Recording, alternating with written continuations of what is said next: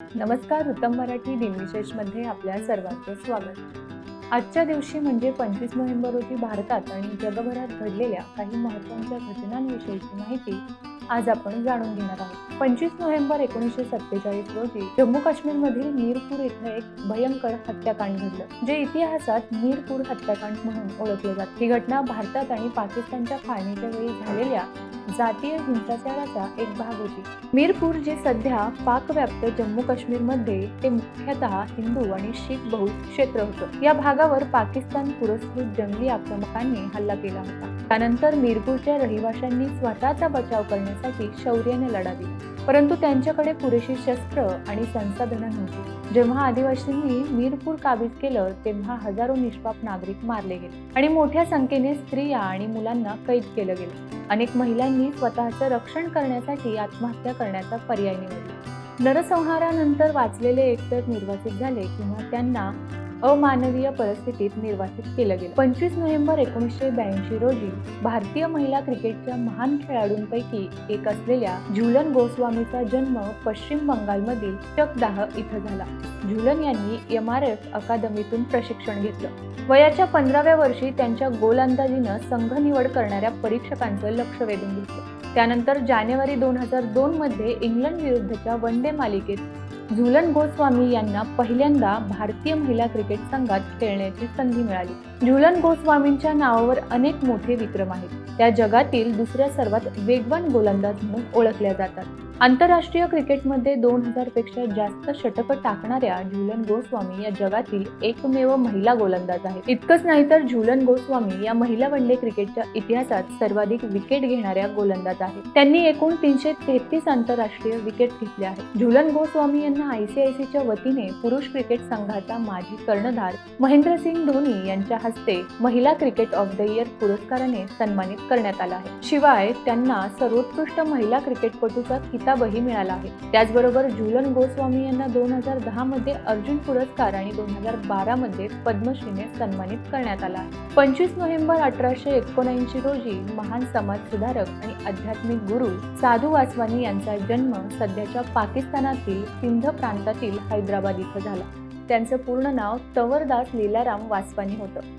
मीरा चळवळ सुरू करणारे ते स्वातंत्र्य सैनिक होते. योग्य शिक्षणाद्वारे महिलांचं सक्षमीकरण करणं हा या चळवळीचा उद्देश होता. साधू वासवानी यांचा स्त्री शक्ती आणि स्त्री भावनेवर गाढ विश्वास होता. त्यांनी पुण्यातील साधू वासवानी मिशनची स्थापना केली. साधू वासवानी यांनी प्राण्यांची हत्या थांबवण्याचा प्रयत्न केला. त्यांनी सर्व सजीवांना एक मानलं. प्राण्यांची हत्या थांबवण्याच्या बदल्यात ते त्यांचे डोके कापायलाही तयार होते. केवळ प्राणीच नाही तर झाड आणि वनस्पतींनाही जीवन आहे असा त्यांचा विश्वास होता. साधू वासवानी हे भारतीय संस्कृती आणि धार्मिक सहिष्णुतेचे निस्सीम भक्त होते. प्रत्येक मुलाला धर्म शिकवला पाहिजे असं त्यांचं मत होतं. 16 जानेवारी 1966 रोजी साधू वासवानी यांचं निधन झालं. 25 नोव्हेंबर 1987 रोजी भारतीय लष्करातील एक शूर अधिकारी मेजर रामास्वामी परमेश्वरन यांनी देशाच्या सेवेत आपल्या प्राणांची आहुती दिली. ते भारतीय सैन्याच्या महार रेजिमेंटचे शूर अधिकारी होते आणि श्रीलंकेतील ऑपरेशन पवन दरम्यान त्यांनी अतुलनीय धैर्य आणि शौर्य दाखवलं होतं. ऑपरेशन पवन दरम्यान मेजर रामास्वामी परमेश्वरन यांनी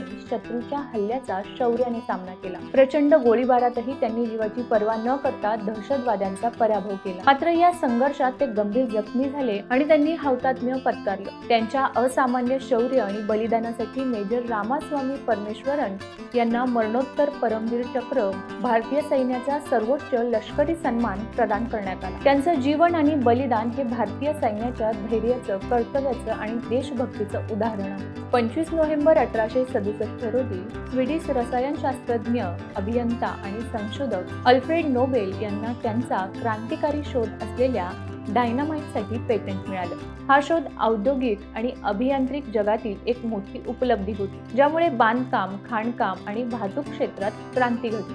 अल्फ्रेड नोबेल यांनी नायट्रोग्लिसरीन सारख्या धोकादायक स्फोटक पदार्थांचं नियंत्रण आणि सुरक्षितपणे वापर करण्यासाठी डायनामाइट विकसित केलं. या शोधामुळे केवळ कठीण प्रकल्प सोपे झाले नाही, तर खाणकाम आणि बांधकाम कार्यात कार्यक्षमताही वाढली. मात्र डायनामाइटच्या लष्करी वापरामुळे त्यांना टीकेलाही सामोरं जावं लागलं. अल्फ्रेड नोबेल यांचं वर्णन एका फ्रेंच वृत्तपत्राने डायनामाइटमुळे झालेल्या नुकसानीमुळे मृत्यूचे व्यापारी असं केलं होतं. त्यानंतर त्यांनी शांततेचा मार्ग स्वीकारला. त्यांच्या मृत्यूपत्रात त्यांनी त्यांच्या मालमत्तेसाठी आणि शोधांसाठी मिळालेल्या नफ्याचा योग्य वापर सुनिश्चित करण्यासाठी ट्रस्टला आपली बहुतेक मालमत्ता दिली, ज्याच्या आधारावर नोबेल पारितोषिक स्थापित केलं गेलं. मानवतेच्या सेवेत उत्कृष्ट कार्य करणाऱ्यांना दरवर्षी हे पुरस्कार दिले जातात. अल्फ्रेड नोबेल यांचे 10 डिसेंबर 1996 रोजी निधन झाले. महिलांवरील हिंसाचार निर्मूलनासाठी आंतरराष्ट्रीय दिवस दरवर्षी 25 नोव्हेंबर रोजी साजरा केला जातो. हा दिवस महिलांवरील सर्व प्रकारच्या हिंसाचाराचा अंत करण्याच्या उद्देशाने जागरूकता वाढवण्यासाठी आणि समाजात सकारात्मक बदल घडवून आणण्यासाठी समर्पित आहे. 1960 मध्ये हुकुमशाही शासनाविरुद्ध बोलल्याबद्दल